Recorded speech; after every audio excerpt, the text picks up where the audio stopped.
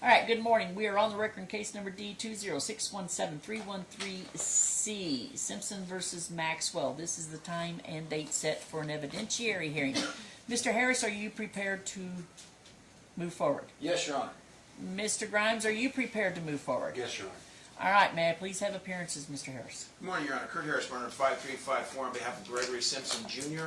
I'm appearing with my client here today in non-bundle capacity, Your Honor. Welcome. Good morning, Your Honor. Melvin Grimes, partner of 12972, Kristen Maxwell. She is present to my left. Welcome. All right, you may proceed. Your Honor, at this time, we would call Cammie Reeves. Thank you. I got Chip her. can get her.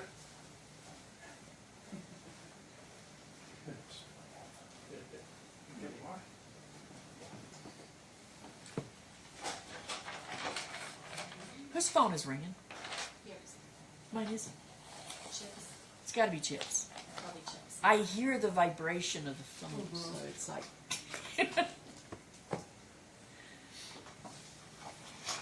But it sounds like it's coming from here. It That's what's does. weird. I think it's just like the echo. Okay.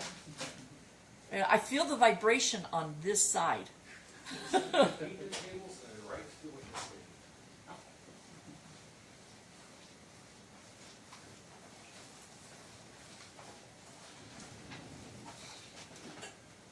Then remain standing and raise your right hand so I swear you do. You do solemnly swear the testimony you're about to give in this action should be the truth, the whole truth, and nothing but the truth, so help you God? Yes. Thank you. You may proceed. Thank you, Your Honor. May it please the Court. Good morning. How are you? I'm well, thank you. Could you state your name, please, for the record? My name is Cammie Reeves, K-A-M-I-R-E-E-V-E-S. And where do you currently work?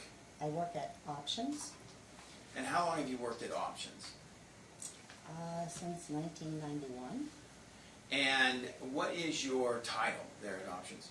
I am the owner of Options. Okay. And do you have any daily functions that you perform as part of being an owner? Daily function would be the oversight of everything that's going on in the office, oversight of making sure that any type of the go-to-meeting online counseling programs that are going are up and running. I do calls to the toxicology departments every day. I write reports every day. We do go down to the jail and pick people up because it's their bail condition to be monitored for drugs or alcohol. And often I find myself at court, sitting in DUI court or SOP, which is a serious offender program. So I'm busy. Okay. Do you have any employees? I do. How many? I have employees and I also have independent contractors. Do you want the total of both or just employees? Just all independent contractors. I guess people that report to you, direct reports.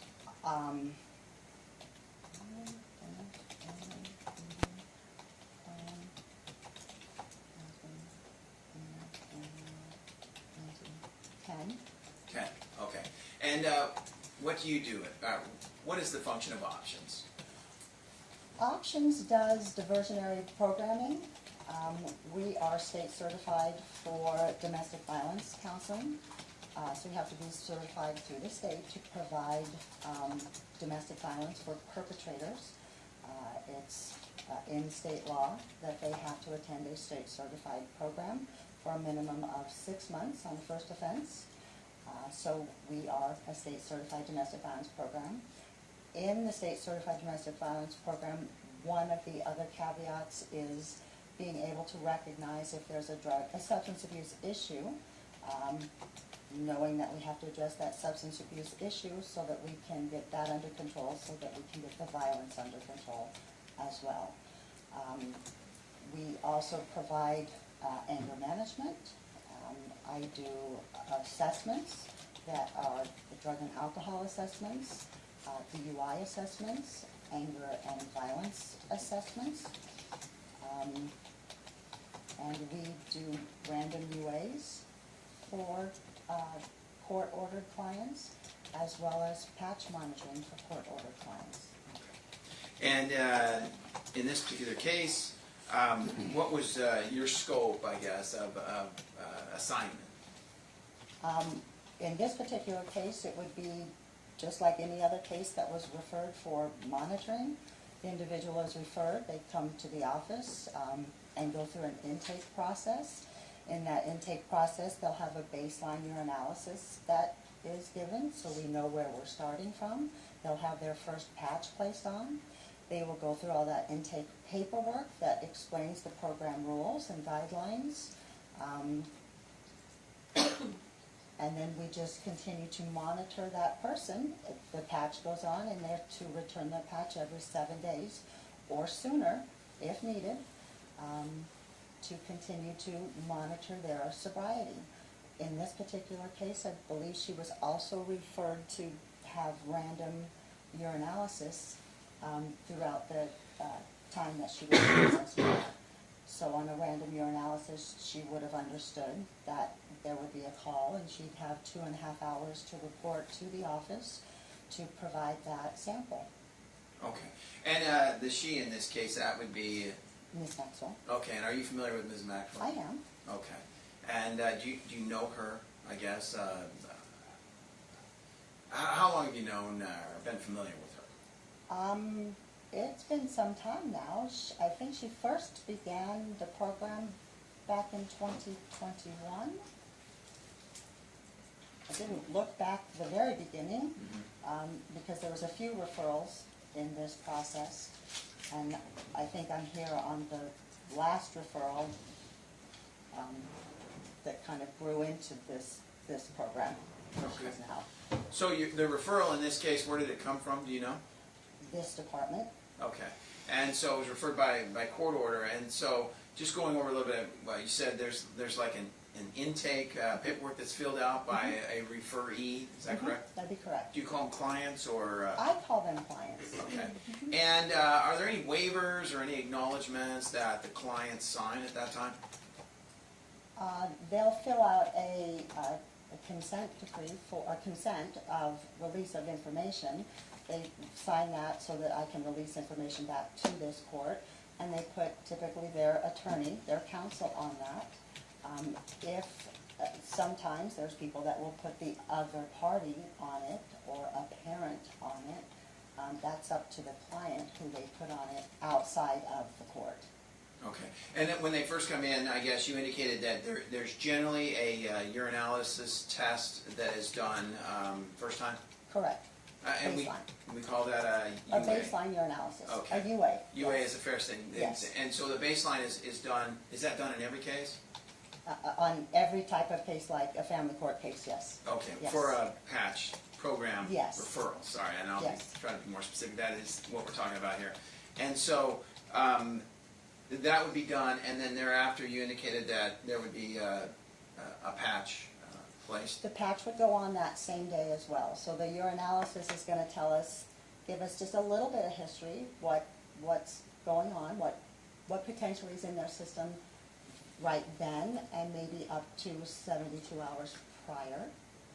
And then the patch goes on them that day, so we start monitoring with the patch going forward. Okay. As far as a UA goes, is there a cutoff point for the measurement of substances in the urine? There is.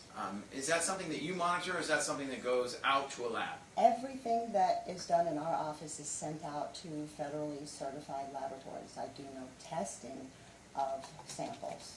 So it's safe to say that there, your facility, your program, you do the collection of the Correct. urinalysis? Correct. Okay. Is there a chain of custody that goes along with that collection? With every sample, there's a chain of custody, yes. What would that look like for a UA original specimen, I guess, from a first-time client? The chain of custody. The chain of custody, when the client would appear at the office, once they enter into the office, they cannot leave until they have provided the sample. That's just to safeguard the sample. They'll fill out that chain of custody form. It's very basic with their name, and they're going to fill out any medication that they may have taken in the previous 10 days. That potentially could show up in that urinalysis. So they're to fill that out, in a specified box on that chain of custody. They are given that sample cup to void in. They first will go into that restroom and wash their hands to make sure that if anything is on their hands, these are DOT standards that you're following here. Anything that is on their hand that could adulterate the sample has been washed off. They come back out and show that they've washed their hands, but that's done in front of us, and you can hear that being done. If they have to leave their purse or belongings outside of the restroom, no child or anything can go into the restroom with that person. They are not allowed, once they do void into the cup, they cannot flush that toilet or turn that faucet on until they come out and put that sample into our possession. Then they can go back in and flush the toilet. The toilet is typically always blued so that water in there can't be used to dilute or tamper with a sample.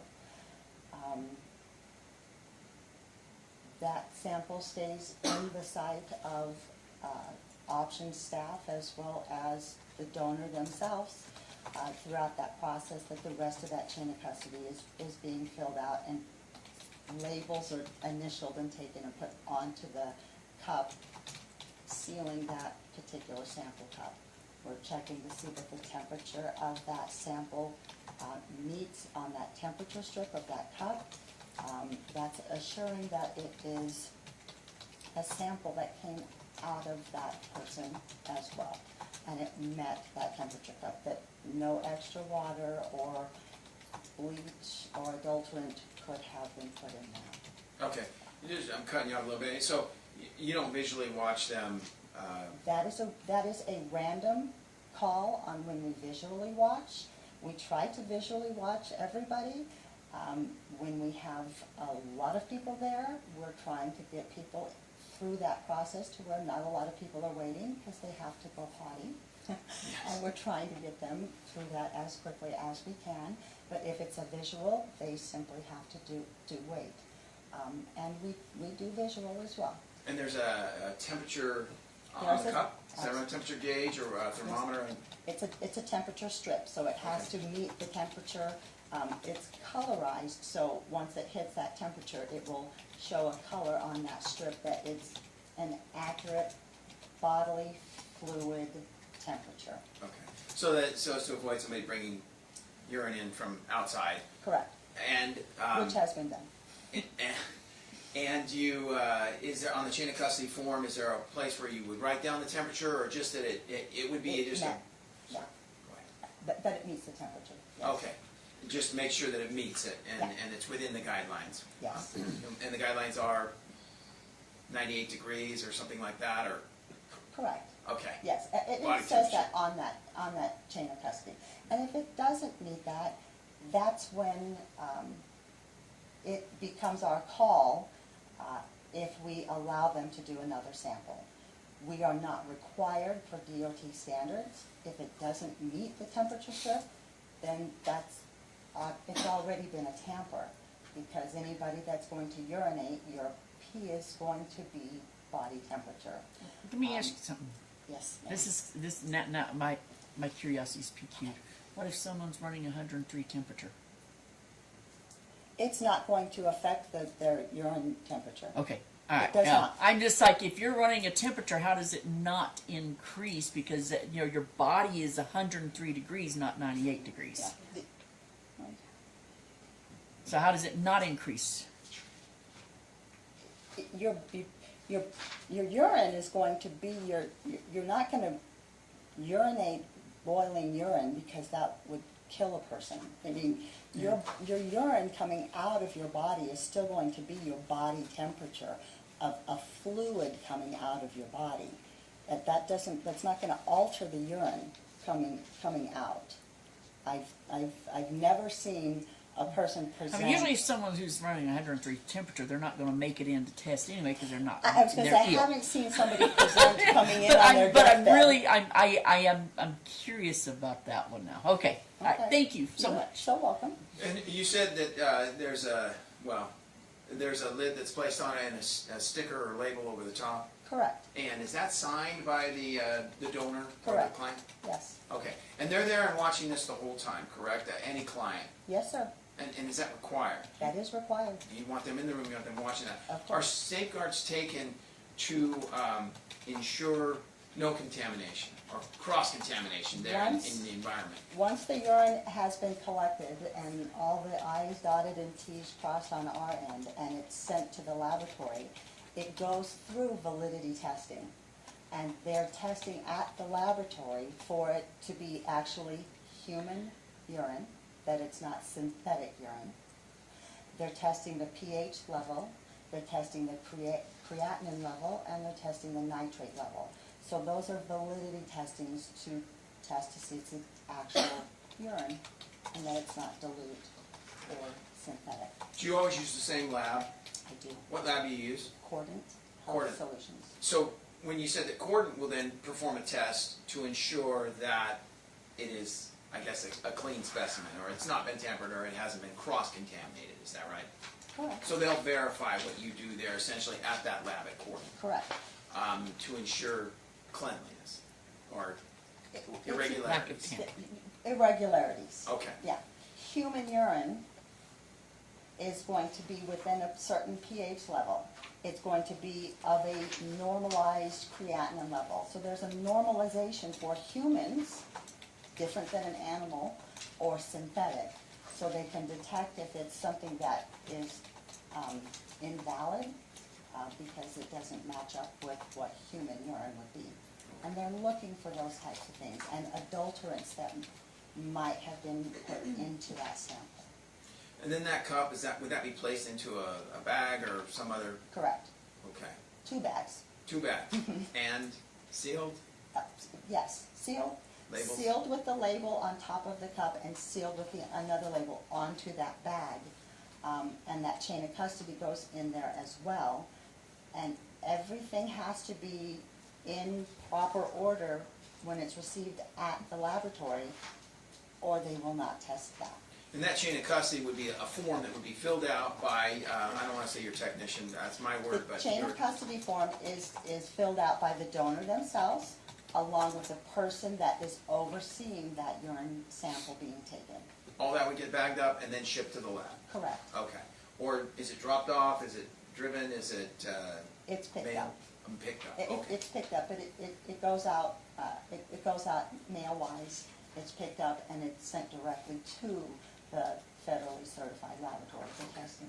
Thank you. Now, with the patch, what happens with the patch? It's very similar to what I just went through. Every patch has a chain of custody form that we'll pull out and start with. So every patch has a new chain of custody form.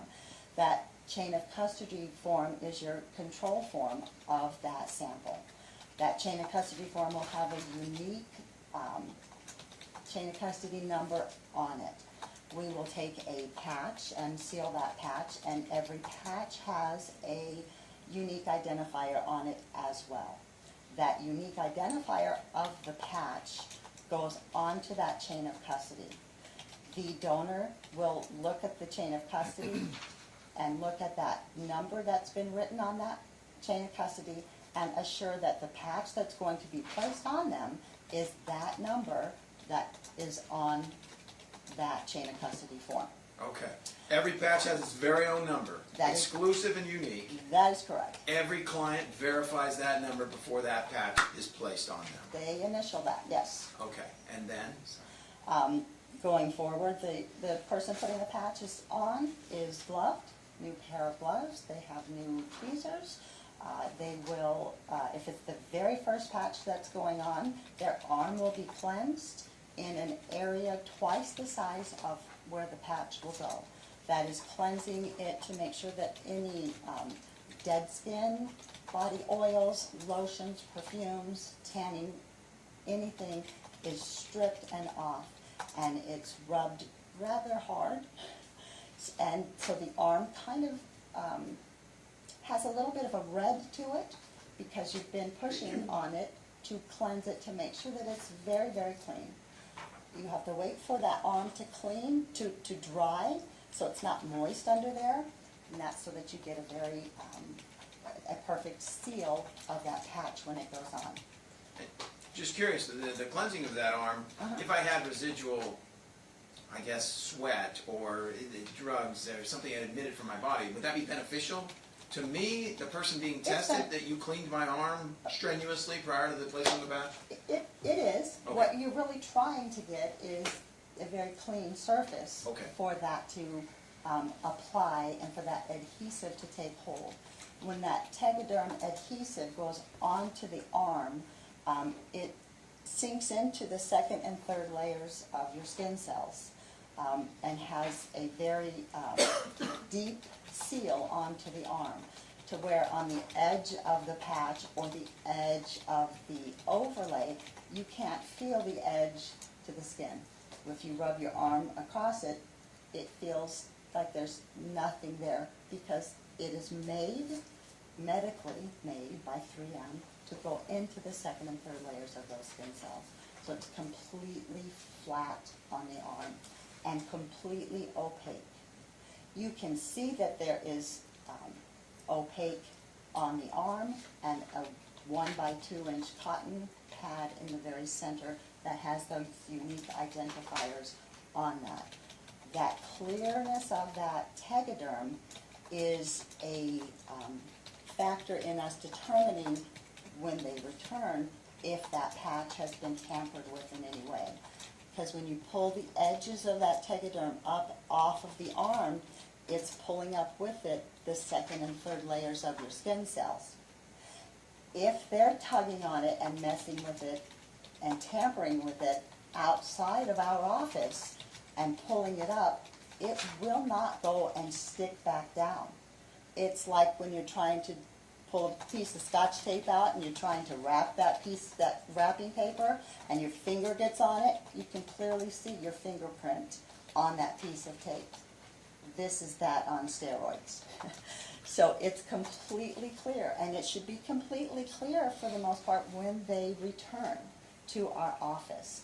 If that patch, Tegaderm, has been pulled back to cause that center pad to be exposed to outside elements, that is an open, untestable patch. For the reason being, it now is externally contaminated. Could be.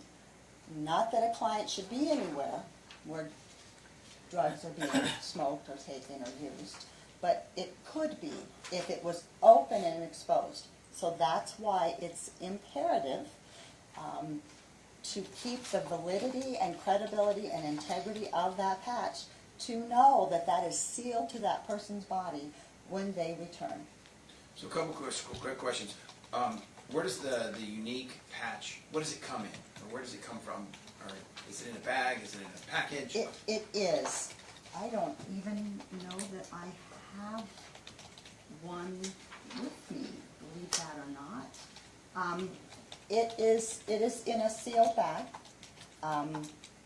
It is Farm Chem on the back, white side of the back. If you peel the front side down, it will expose the patch. So you would pull that patch out to put that on. Mind you, we are always gloved, brand new gloves on every client that's used. They see us gloved.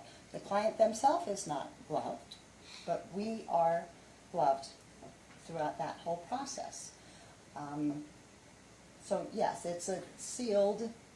So you wear gloves and then you would open it up and use tweezers to remove it, or just What you have, stick it on? yeah, that's one of the very first processes that you're doing, is getting that patch out, because you're having to get that unique number off of it so that it can get put on that chain of custody form. Okay. So I'd have to open it up to get the number? You can see the number Okay. before you open it. All right, fair Yeah. enough. And then you said that when they come back in, first thing on a return, there would be a visual inspection of the adhesive to ensure that it hadn't been lifted. Correct. And that would just be a bad patch. You just wouldn't test it, is that right? I do not test a patch Oh. that is deemed untestable. Okay. I'm not going to send it in. It wouldn't be sent. So, and I guess that, There's no reason to return a patch that's untestable. We're there. We're available. Pick up the phone, send an email, send a picture. talk to us. If you think the donor themselves is in custody of that patch 24/7, if they think at any time that their patch is lifting or coming open, why would you not come back and say, hey, this, before my center pad, because there's quite a bit of area before you get to the center pad. You've got to get back in before the center pad is open and exposed. Nobody should ever be coming back with an open and exposed patch. They've simply not taken good care of it, or paying attention to it, or they do it purposely. I have a question. Yes, I actually ma'am. had a client who had to wear 2 patches in a week, every single week.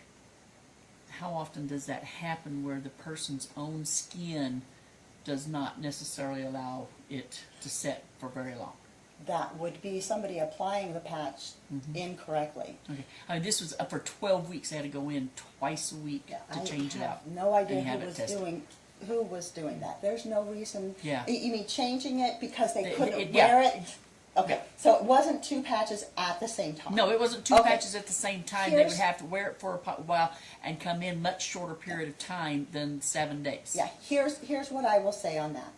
The majority of all people can wear that patch at minimum 7 days. Okay. We have over the 20+ years come across people that have a difficult time wearing it due to the type of job that they hold. Where they might be construction workers. This guy was a construction worker. The construction workers, and sometimes people that are chefs that are working in a hot kitchen. You can't wrap that patch. You can't alter that patch, because then we can't tell Yeah. what you've done to it. If it's been removed and put back on and they didn't wear it, and now I'm testing a patch and it's not really even been worn. Yeah. So they can't wrap it. We do have people and tell them, if you can't wear it for the 7 days, unfortunately, you're going to have to get back to us Yeah. in the 3 or the 4 days until you can figure out how you can learn how to wear that. Most all clients That was all we could do. For kind him. of learn. And I recall a case within the last couple of year, that the individual had a very, very hard time. Yeah. And This was almost 20 years ago. you know, they had a hard time. Local here, this was one of my clients, and unfortunately, he understood Yeah. that Okay. that was what was speaking on his sobriety, and I implored him, if your patch is negative, it's recommended you get back here Okay. in 4 days. Let me see that in 4 days. I'll look at that. If you want to change that, we'll change that. If I look at that and I see it's still in perfect condition, I think you can wear it another. I'm going to stretch it out for them as best I can, but I'm not going to put them in jeopardy to where they're going to turn around and try to blame me that you could wear that and now they didn't get a test. Okay. I want So- it back so it even does if it's not in happen 4 days. often. No, it is very rare. Okay. It's very rare. But we are hot here, Yes, we are. and construction workers Yeah. do get hot. But it's been created, designed, and tested, and proven reliable to where it collects sweat. That's what Okay. it does. Okay. Now, on the upon the return after the 7 days, how is that patch removed then by your office? We'll grab their file, get out that chain of custody for the patch the individual donor is wearing. We will verify that that is that same patch number that's on. We have implemented taking pictures of the patch ourselves on the clients, so that we can also see where that patch was put on, how it was put on, what it looked like when they walked out of our office, and what it looks like when they come back into our office. So we have an idea of a pattern of how that person wears and returns the patch. We're also checking, because sometimes people will remove that patch, and when they put it back on, they put it back on in a different direction. So instead of going like this, they might have put it back on like that. And we're like, yeah, that's been removed. We can't test that. So we'll grab that chain of custody, verify that it is the same patch that we placed on them in the same position. They're gonna get gloved, they're going to tug on that pad, on the center pad. So you'll put your two fingers on that center pad and kind of push in and pull down. We're doing that to assure that it is still adhered to their body. And if you can push in and pull down and it's not going anywhere, that patch is good on their body. You see no openings, and that center pad is safe as could be in the center of that patch. They'll get the tweezers, open up the bag, peel that back, reach in with the tweezers, pull out the center pad, and it goes into a clear plastic bag. There are labels, 3 labels on the bottom of the chain of custody form that get, one that gets initialed, the others are barcodes. As soon as that goes into that pad, the clear bag is folded over, and one of those chain of custody numbers from that form is placed on the outside of that bag, and it is sealed into that bag. They're going to fill out, the donor's going to fill out any medication that they took during that patch wear period. So it's going to get written down if they have prescription medication, and people are comfortable even if they're just putting Tylenol or Motrin, things that aren't going to test them positive, but we tell them, go ahead and put it down. If it makes you put any medication that you've taken on that. So everything gets signed, sealed, and delivered, packed up, sealed, and then the new patch goes on. We alternate arms. So if it's on the left arm, the next time it's going to go on to the right arm. The patch can be worn in other places. The best place I have found over my 2.5 decades is on the arm, because the donor themselves has visual contact, eye contact with it. They can see what it looks like in a mirror or just looking at it. On the back, it's hard, much harder to keep an eye on it because we don't have eyes in the back of our heads. Some parents seem to, but we don't have eyes in the back of our head, so we can't see the patch on our back. But they can So only see the kids. not the adults. I like to put them, left, right, left, right, left, right. And it just lets the skin breathe once it's been taken off and removed. And then we start the process on a brand new chain of custody. And the whole process starts over again. Same lab the patches go out to? The patches go to a separate lab. The patches go to clinical reference laboratories.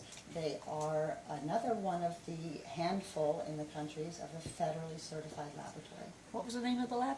CRL, Clinical Reference Laboratory. Yeah. And I was going to say, that's sometimes referred to in some of the, as CRL. Is CRL. that right? Clinical Reference Laboratories. Laboratories. Thank you so much. Very large. And so you use them to test the patches. That's correct. Okay. And how long is the patch program? How many weeks? It depends on what the court order says. Okay. Generally, do you have a standard? Our minimum program is a 12-week program, and it's just always been that, and this court is the one that kind of said we want to start in 12 weeks. When you go a shorter period of time, there are people that can do other things. That doesn't necessarily they're not maintaining their sobriety because they might be consuming alcohol, or they might be consuming THC. They're just laying off of the other narcotic substance for a short period of time. So they can go for a few weeks without using their cocaine, but they're still using these other substances. And I don't view that as sobriety. But generally For not me- for 12 weeks, I would say, right? Probably not. 12 weeks is far more difficult to do Okay. that. Did you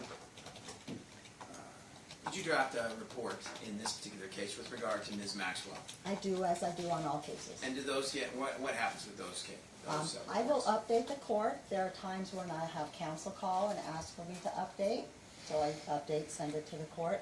or the court will say we have an upcoming court date, can you please update the court? I'll send it, or I'll send it if there's something that has happened that I need to update the court on, all those types of reasons. Based on your reports, are you aware if Ms. Maxwell was ever able to complete the 12-week program? She did not complete the 12-week program.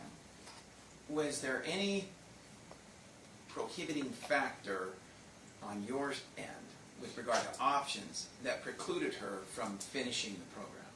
Absolutely not. Are you aware of whether or not all of the patches were tested that Ms. Maxwell, that were administered to her? Every patch that was returned in a testable manner was sent in for testing. If there was a patch that was deemed untestable, it wouldn't be sent in for testing, and I've explained why that wouldn't be sent in for testing. Okay. Did you ever have occasion to explain that to Ms. Maxwell, that there were patches that were not returned or that couldn't be tested? Yes. Okay. And those explanations occurred, and were you the one to explain that, or would it have been someone? I'm sure I spoke with her, and I'm sure that the staff did, and it's also in the guidelines that she would have signed in the beginning of the program, to return the patch every 7 days for testing. If it's open and exposed, it's an untestable patch. It's drilled into it's drilled in. The important factor is we want that patch back. I don't want to waste their money and their time on them wearing a patch and not getting something back to me that I can't tell the court something. However, if you're wearing a patch and not getting it back for testing, time after time after time, you are telling the court something. You're not testing. And that's a story that's being told. Objection, move to strike, that's outside of her scope. Your Honor, you are telling the court something. She has not been qualified to make an assertion of that kind. Well, I do believe her qualifications in counseling and running this facility not only Was it drug telling the testing. court something, or is it telling her something? Well, To me, there is a difference on that. fair enough. I'm not going to strike it mainly because, to me, she was saying it's telling her. You know, she doesn't know what it tells me. Do you know how many patches Ms. Maxwell did not return? How many times? Off the top of my head, I do not, but I can refer to my report and look Okay. at that If if you- you'd like. Well, and this is a question for the judge. I did not enter this as an exhibit, Your Honor, because I was told that it was confidential and could not. I believe the court does have the report and counsel has the report. We do have the report. Do we want to put this report in? What argument do you have? Your Honor, it cannot be admitted through this witness pursuant to NRS 50.320. That requires a chemist.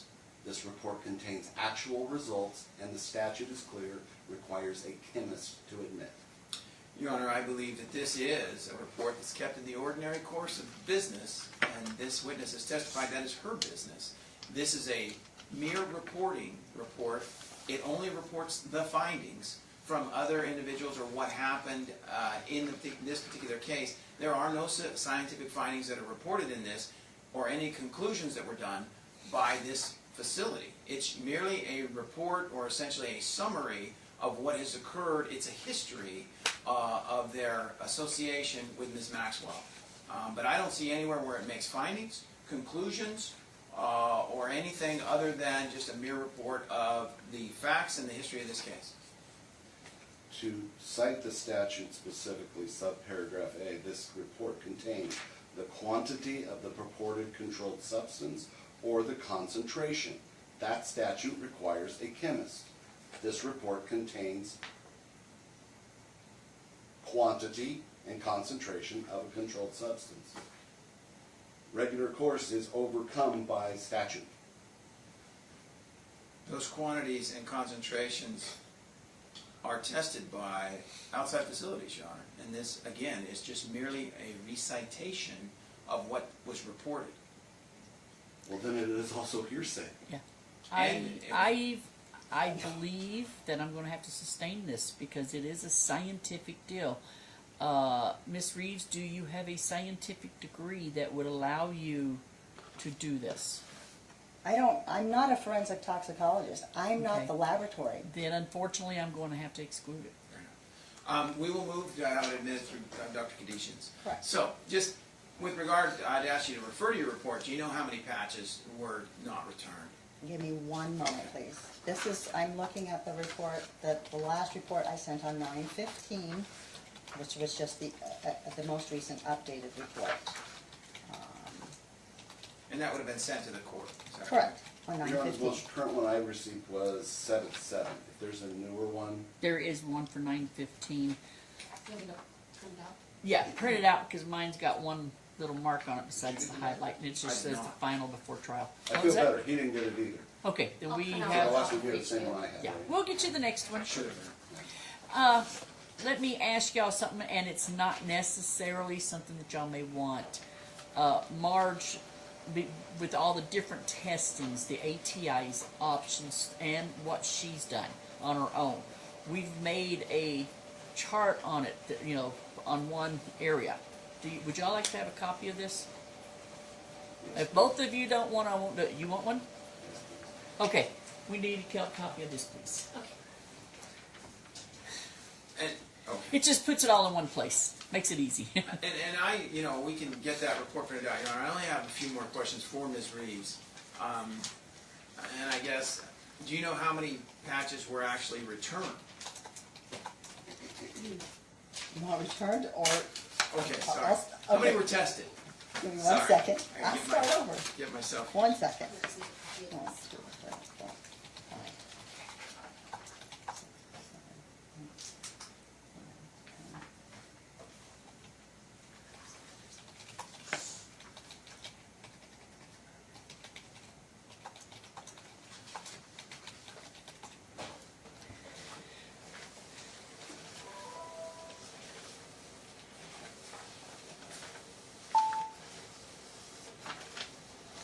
I count 16 that were tested. 16 tested, okay. And do you know how many were returned or not returned, or returned and not tested?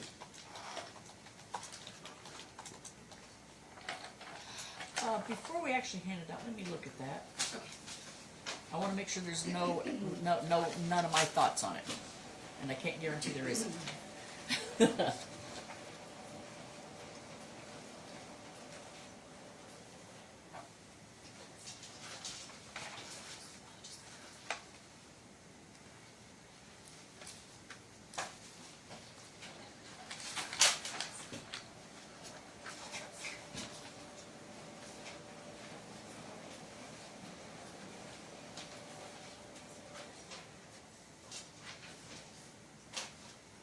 Okay.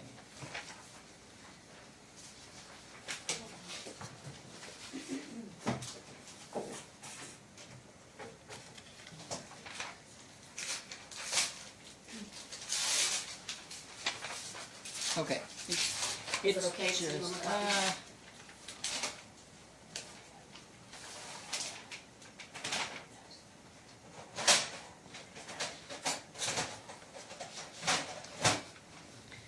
yeah, it's good. It doesn't have any of the thoughts that I may have put on there. It pretty much just explains what options, different tests. Now, this is not to be used as an exhibit. It's just something to help everybody when they're trying to pick out particular dates and stuff for the different areas.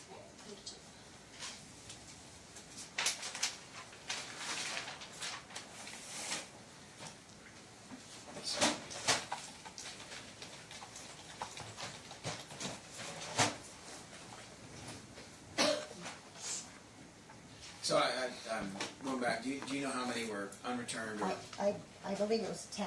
Okay. And were you ever given any excuses as to why Ms. Maxwell did not return or showed up with a patch that maybe couldn't be tested? The one that I recall was she was busy working and couldn't get back.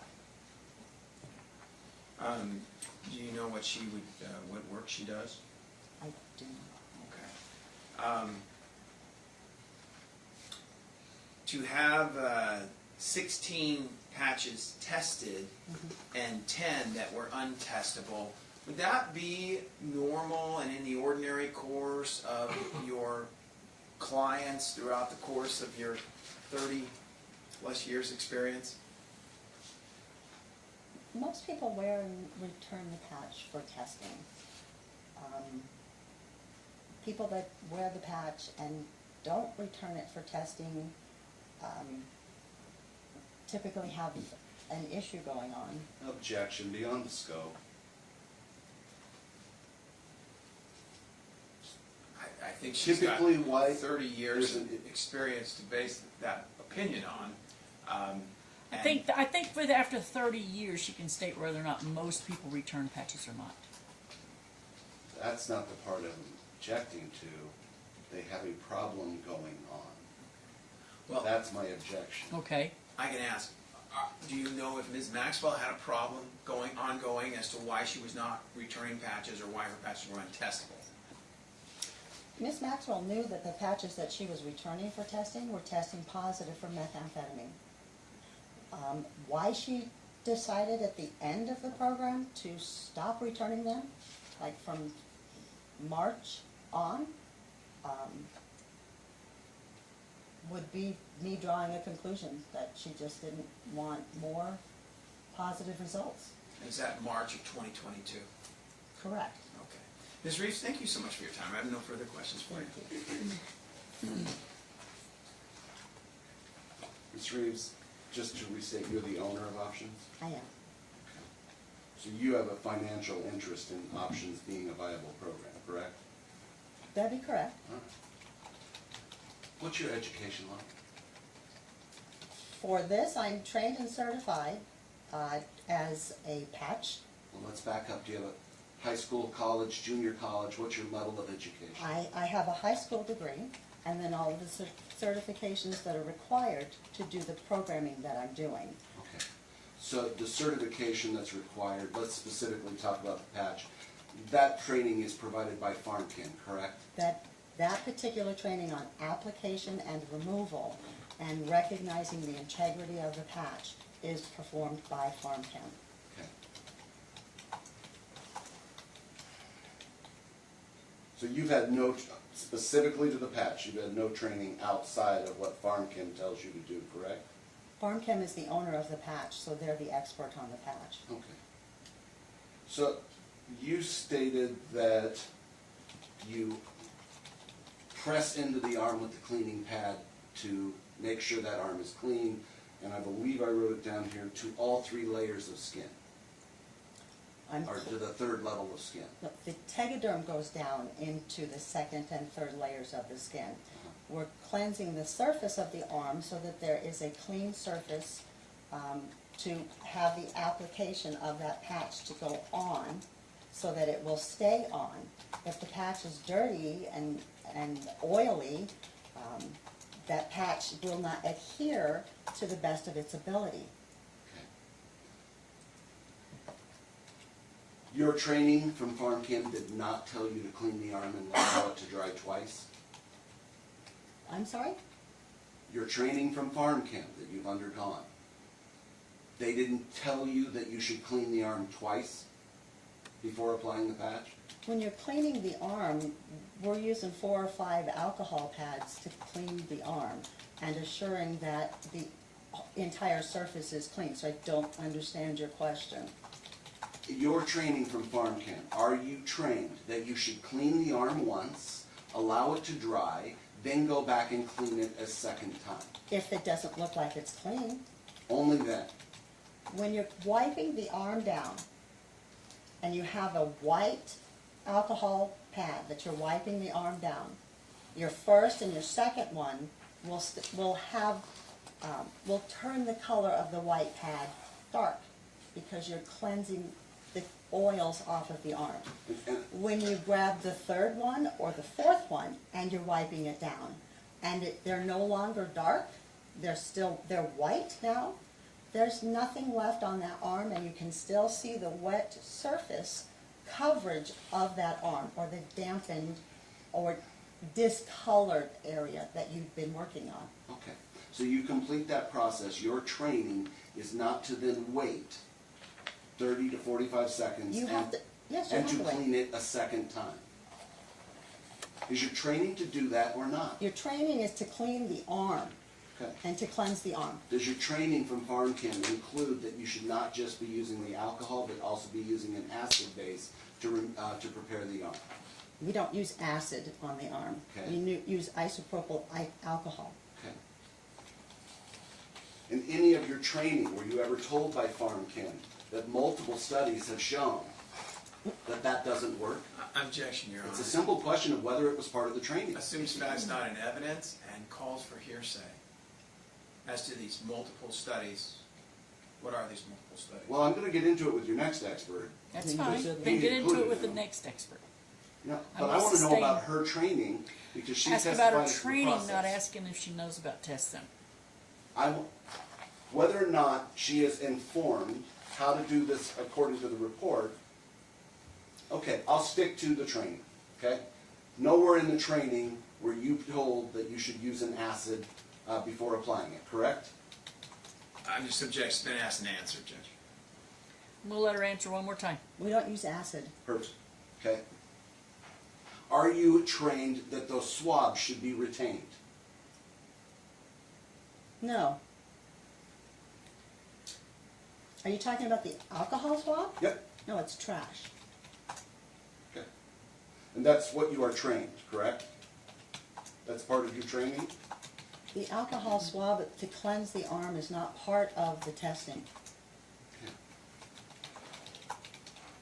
You stated that the patch is applied and the adherent goes into the second and third level so that it is completely flat and completely opaque. Does that correctly summarize what you stated? That'd be correct. Okay. How many layers of skin are there? I don't know. So what you know is what PharmChem has told you, correct? That's the training. Okay.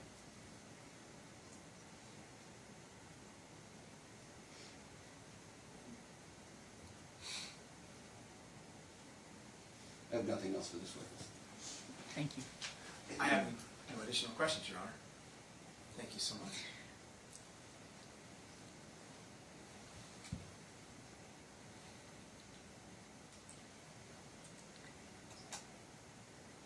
Okay, I'm good. I just wanted to make sure that I've got my notes. Okay. Thank you, Your Honor. Thank you.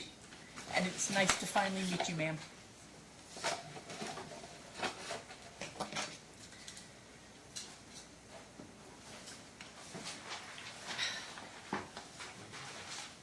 Thank you very much.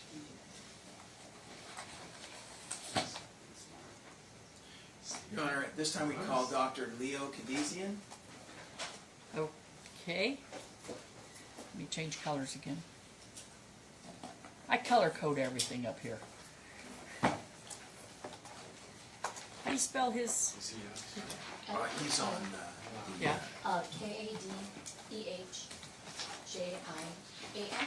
J-I-A-N. Yes. Okay. All right. Don't I need to be seeing what he's looking like? I'm the one who needs to judge his credibility. So turn a little bit more back this direction. If y'all want to see him a little bit better, you can come to the witness stand to ask questions. you can see me, I hope so. Or not, he may not. Well, the video will come over to you. All right. You should be able to Dr. hear us. Kadesian, can you hear us?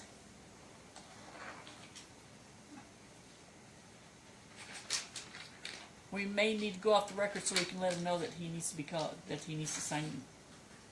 I will pause it.